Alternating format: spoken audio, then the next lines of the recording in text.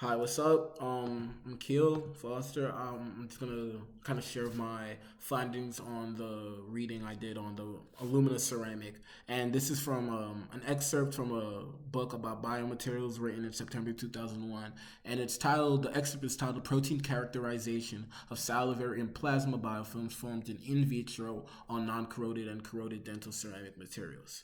And so, like I discussed in the last presentation I did, the physical and chemical surface characteristics of material kind of dictates how much and the ability for the biofilm to grow. That's when I was comparing steel and the ceramic.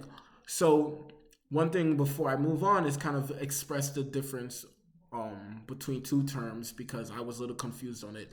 So um, there's adsorption. So adsorption is when the material clings onto something, and what I learned was absorption is bringing into. We're not talking about absorption, we're talking about adsorption. Just I'm going to be using that term, so just to kind of clarify.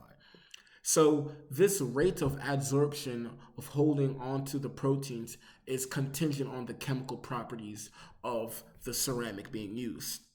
The microstructural differences within each ceramic um, changes the ability for the material to cling onto the proteins, which in turn develop into biofilm. One other concept to talk about, other than the adsorption, well, it's kind of intrinsic, is the idea of corrosion. So this was also very important in picking a material because of comparing steel and ceramics.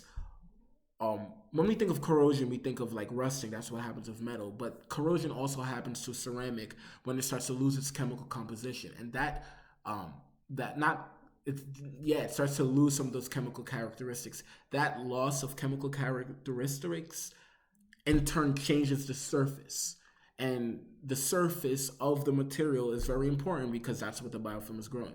So basically, to wrap it up, the growth of biofilm is contingent on two things based on this study. It's contingent upon the rate of corrosion, so the changing of the chemical composition, which then leads to the change of the surface, and the actual chemical composition of the ceramic material has different rates of adsorption of the proteins, and that's it.